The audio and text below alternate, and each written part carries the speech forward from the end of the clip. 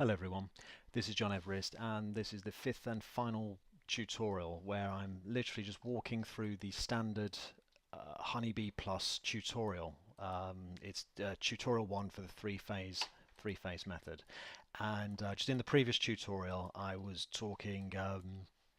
just taking you through how you run your calculation here. In the legacy version, this was huge, and now it's a lot neater, it's a lot more compact, and when you get your head around it, it does make more sense. But what comes out the other side is the legend parameters. So you plug that in for when you want to display your results. And I didn't talk about that on the other one, did I? So I'd better touch on that in a moment. And I think that's pretty straightforward if you can just accept that this is going to be actually when you get this, it's going to look like, yeah, it's actually going to look like that. But I assume there's going to be like a shiny nice thing, as it says there. But that just feeds it and it helps you out. You could do that yourself. Yeah, that's not difficult. Here out the other bit comes data, and it says outputs.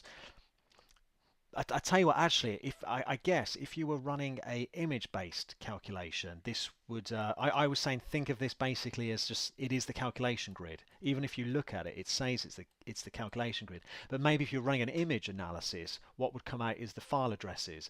I never got to I haven't got actually round. I was kind of using my own scripts for making images and stuff, but I want to migrate over to this actually because it's better someone else maintains the code. Anyway, right. So and then I was talking over here of once. So you feed this in this. Let's just think of it as the analysis grid, and you feed it into the hourly values node. The hourly values node. Their cumulative. The hourly values node, right? Note it's still the version 5 and we're on version 4, but it doesn't mind for these nodes. See tutorial 1 because where it was making problems and we straightened those out. So what it needs is it needs the analysis grid, which is basically the outputs from the run radians. You plug that in, yeah, and in it goes. Then it needs an hour of the year. If you leave that blank, because this particular tutorial, all it's showing you is it's not showing you the UDI or the DA or anything like that. The sort of the cumulative results for the year. It's literally just showing you what the lighting is doing at a specific point in time of the year. So you would need a very specific application for this because it really it doesn't tell you the whole story. But what it is useful for is once you choose your hour of the year, you can just sort of scroll through different months and you can immediately get those results. Yeah. So we've just like in a second we've just gone from the first of 1 o'clock on the 1st of June, and we just drop back to March, and it just happens in real time now because it's all been pre-calculated. If you want to get your head around that, read up on the three phase method. In fact, a guy, I might as well just show this anyway very quickly. A guy called Sarah somebody, and he's written a real nice document. But if you Google daylight matrix calculations, I think that will get it to you. There you go. Daylighting simulations with radiance using matrix-based methods. And this is how I learned the three-phase method. Well, there's some other good ones, but you use all this stuff together. But it's hard going, but it's very accessible by radiant standards. Like man, is it difficult to get into radiance. Anyway, I digress again. Right, and what I was showing you before, see these blind states. What the blind state actually means for the purpose of this tutorial is the blind state means which of, you know how we've been talking before about how they've been calculated separately. The skylight was calculated in isolation on its own. The side windows were calculated in isolation on their own. The south window is calculated in isolation on its own, and it's saying which ones do you want me to show the results for. If you leave it blank, it includes everything. So this is the total results, and then I just added a little extra summit just to labour a point and say here are the values. Personally, I like to see the values, the colours. I mean, it's red. All the red is telling us it's above 3,000. Is it 3,001? Is it 5,000? Is it 10,000? I like to see those values there. Okay, right. So that's good. But we that's like we can do that in many applications. But what's cool is take a look at this. This is in isolation. This is the contribution from the south window. So 3000 is very is bright and is 0. So here's the south window. So if that window wasn't there and that skylight wasn't there, this is how the room would look. If only the skylight was there and the south window and the side windows weren't there, this is how the space would be lit on that date and time. And the same for the side windows calculation. That's the default calculation. Remember how I said it does this two-phase calc for some reason off the three-phase recipe? Um, yeah, it just, well, I mean, the scope of this tutorial is to show you how to get through the standard, the the one that comes like packaged with Honeybee Plus, right?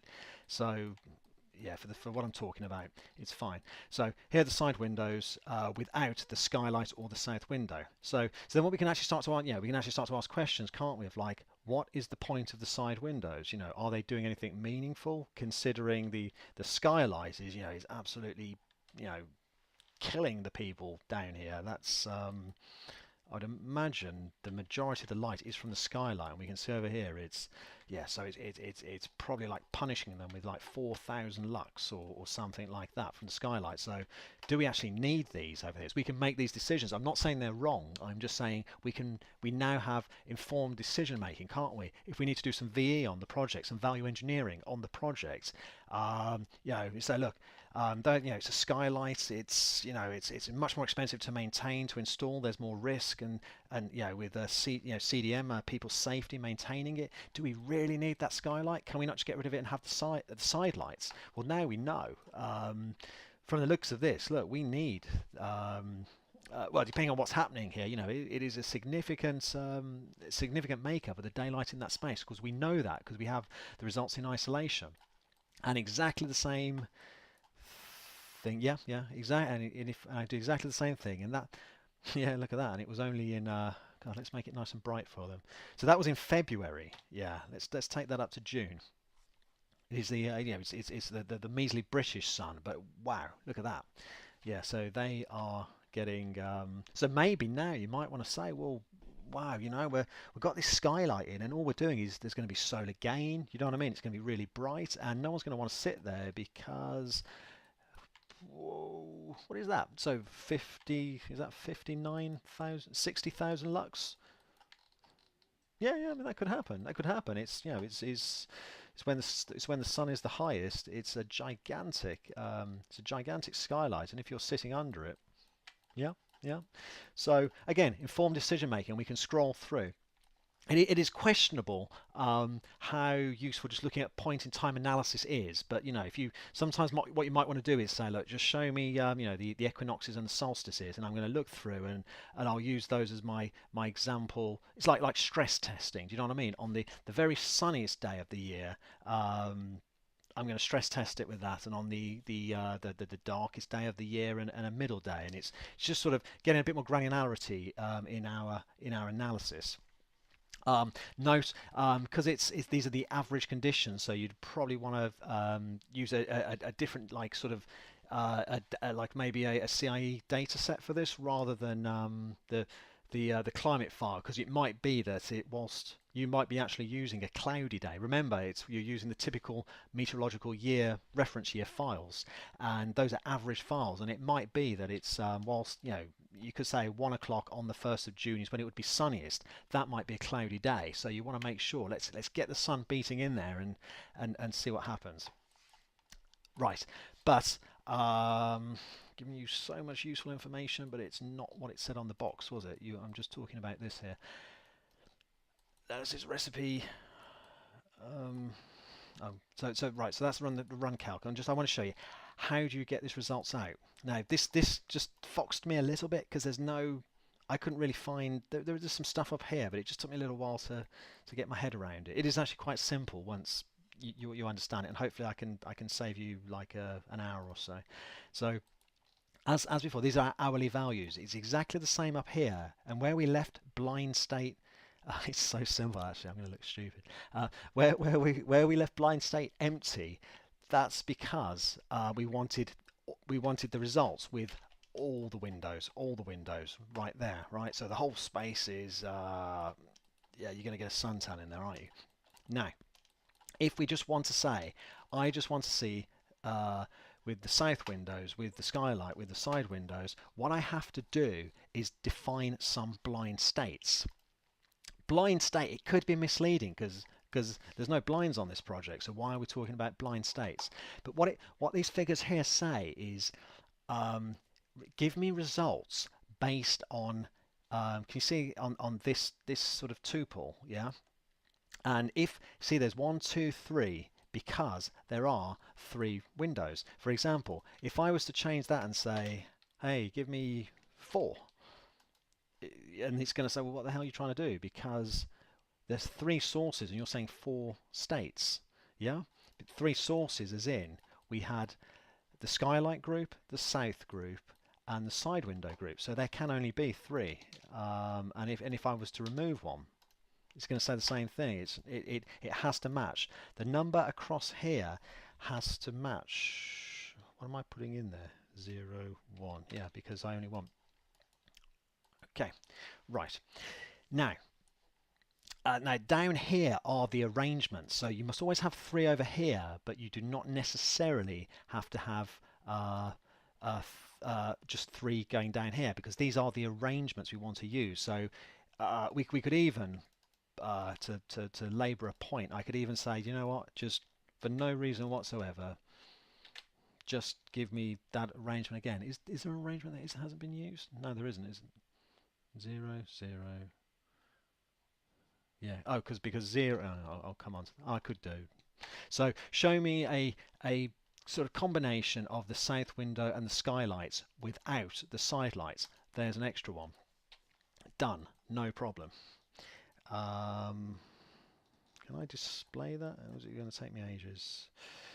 Hang on, let me. I can do this. Come on, John, you can figure this out. Don't worry, I'll come over to this in a moment. Yeah, bang. So we got it. Yeah, so it's saying skylight contribution. Oh, I can even fix that. So I think that was skylight, and why has it gone to capitals? Skylight and south window. Done. Yeah, right. So you can add as many as you want. So so the blind state is you feed into this a list of the combination of fittings. So when we're looking at this, it's saying, oh, and 0, 1 means just don't use it at all. 0 means use the default condition, and this comes back to our states. Do you remember how we do you remember here we just said, look, do the skylight, just do it as a standard material, but for the south window, yeah, do it as a standard glass material, but also do a state as a diffuse material. So there is only they're calling it default. So if you just have, like, if you don't have any states here, the one state you feed into the rad material, they refer to that as the default state. If you put in extra, that's like state 1. Okay. So when I come over here, so I'm saying don't. I think that's, yeah. Don't use the side windows. Use the default state for the south window. Don't use the skylight. Then it's saying use the side windows. Don't use the skylight. Don't use the south windows. And so forth. I don't know what that is. I forget now. Just use the south window in the default state, and then I just invented one where I said, don't use. I think I said don't use the side windows, but use the skylight and the side light. So because the other thing, it makes it a little bit difficult, right? Because it doesn't tell you like which one is which. And I did find a little trick as well to get around this. Let me share that with you. Right. sensor. Just don't care about what it's doing. Just know that, remember analysis grid, just plug it into outputs, right? Okay, then index, don't care, position, don't care, sensor, and then, is it this? Blind schedule. Don't worry what it does. All it's going to tell me, the only thing I'm using it for here is if I plug that in there, right, and then I go to report, watch this. There. That's how. So we've got window group 0, which is like the scene one. That's the two-phase calc, which I don't understand why it's there. Then there's the window group 1, which is the south window, and then there's the window group 2, which is the skylight. So when we have 0, 1, 0, 0, 1, we're saying don't use the side windows. Default scene is the side windows. Do use the south window. Don't use the skylight. Yeah, and let's just, I don't know, let's just dive down to the last one. Don't use the default, the side lights. Do use the default south window. Do use the default skylight. Now that we know for sure that this is the south window, right, I have the option to use state 2, the diffuse glass. So if I click on that, don't embarrass me and crash. Yes. Okay, so now because it's all it's totally maxed out, you can't see the change, can you? Maybe if I let's switch the skylight off, and maybe that will show us some results. Yes, there we go. Right, so that is with the diffuse glass, and maybe see, this is the problem with it just capping it at 3000, is we just don't know what's happening here. If I can't be bothered, but what I could do is, get these points across, but I'm not going to. Okay, so if I change that, so that's with the number 1 is state 1, which is the diffuse material. Now this is the default state, which is the clear glass. Maybe this will change. Yes. Okay. So and what I think what that's showing is, look, we've got more, and you kind of expect this, wouldn't you? So it's going to be more intense here, but we can't see it. But we have greater fall off because the light is less diffuse. The sun is very high in the sky. It's midday. It's midday, close to the solstice, right? So it's coming down from very high in the sky, coming down immediately front, and there's not as much at the back. Still a lot, but there's not as much as at the back. Now, if we change it to state 1, the diffuse state, I looked away. Sorry, I looked for my clock when I pressed that. Let me just do that again so I can narrate it for you. Right. Okay. So we've got some fall off there, and if I put it to the diffuse state, I'm expecting just sort of improved levels around here.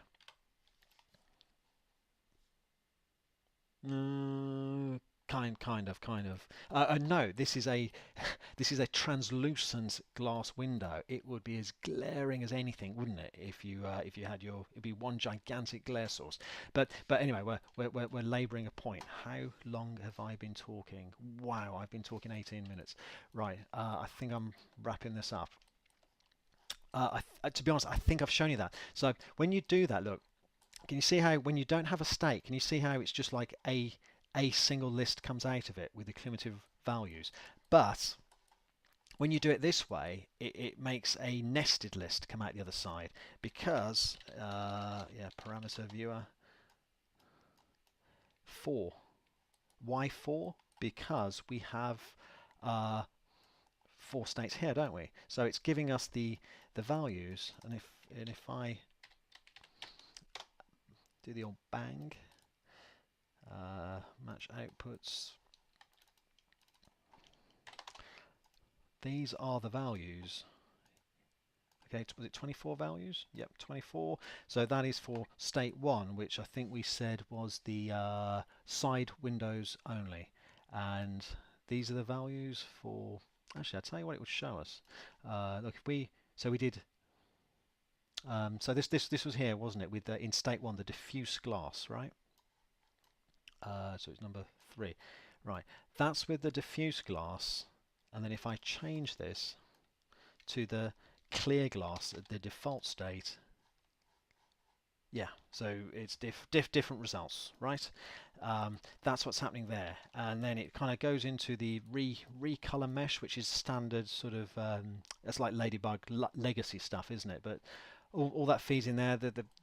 That's not complicated. You can work that out yourselves. And this basically, and they've put this in here, and this just yeah, this just organizes where everything goes. Yeah.